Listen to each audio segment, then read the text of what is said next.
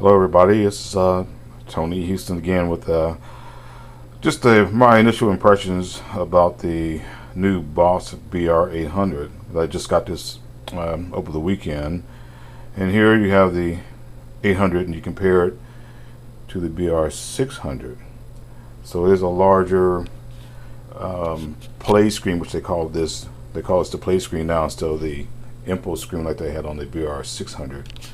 You can see the buttons are different. The BR-800 features touch-sensitive transport. These are very, very sensitive, but you can adjust the sensitivity. They go over that in the manual just by turning on the BR-800 without the SD card in it. So it records to SD card from 1 gigabyte up to 32 gigabyte, and it comes with a 1 gigabyte SD card. The menu has changed on the BR-800. What they called with the menu was the utility, and I guess the the BR-800 designers listened to me and now they do call it the menu. So by pressing the menu button, and you can see the menu in the play screen. Here you're touching the this is the up and down courses they had, where before you had left and right courses on the BR-600 and the time value wheel. You still have a smaller. This is a smaller wheel and very sensitive again. So you can select your input by pressing the enter button, and you can scroll through. You can see what the various inputs that you can have for guitar, microphone left and right, and etc., etc. So for basic, recording with guitar and bass, that's what you would have.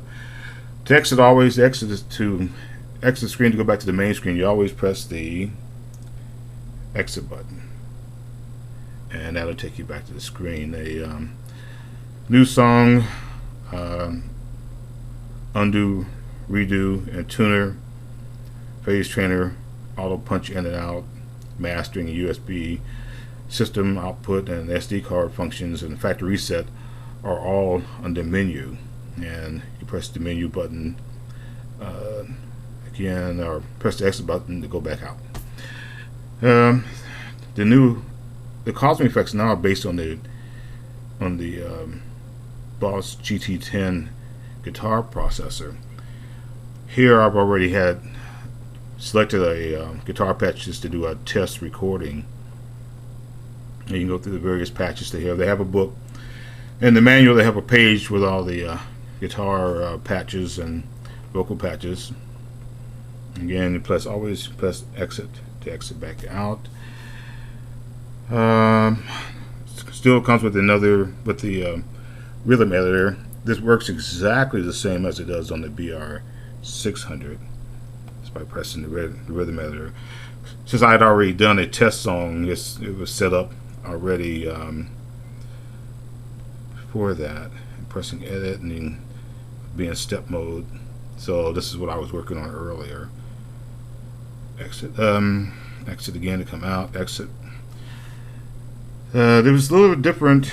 Here you can see the transport system by pressing. You get those to play. This is just every time I get a piece of a new recorder or something, I always just record a simple blues song just to test it out. So that's what I had done here. And again, instead of having the buttons on the BR-600 that you would press to make sure the track was armed, here you simply press the track button to arm the track. One thing I was just a little confused about was here there's no bounce mode. On the BR-600, you see here you have input for guitar, bass, and you also have bounce mode, which you could bounce your all your tracks down to usually the 7 and 8. They don't have that on the BR-800. What you have to do is press menu button and go up to mastering, and then press enter, and this will bounce your tracks 7 and 8 here now are still the master bounce tracks, and that's what they call that, the VSMST, I think, a virtual mastering track. So that will bounce your tracks there. You can also just bounce them and select what tracks you want them to bounce to, which is kind of odd, I thought, but I guess they're trying to dumb everything down. But for me, I thought that having the bounce input was different.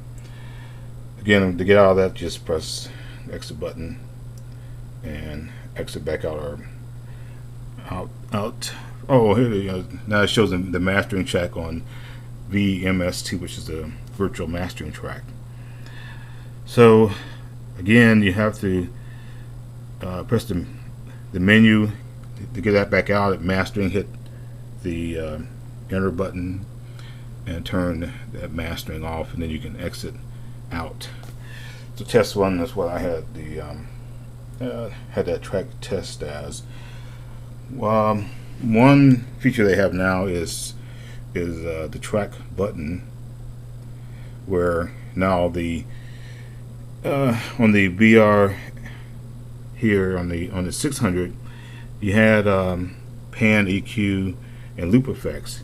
Here, this is now under the track button, and use the down cursor under the time value knob, and you have V-track and track edit and all that again, and then just hit exit to come back to the main screen. Another thing they don't have here is to optimize your song.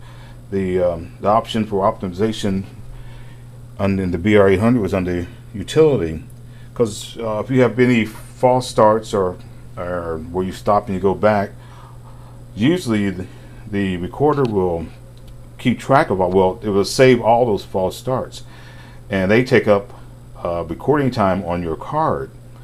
So on the BR-600 and the BR-1600 and the BR-8, you would optimize once you were satisfied with all your takes. If you didn't want to do a redo or undo. I didn't see that here on the BR-800, nor was it in the manual. So they must do something else with the optimization. So if there's any I don't know, usually you can redo and undo up to 99 times, but didn't see that here. So that's it, just for an overview right now of my initial impressions. I guess it's still pretty cool. Some stuff I didn't go over, like having it still has the 2 external mics, runs on batteries, the USB control to your computer, so you can back up your songs via the Boss Wave converter.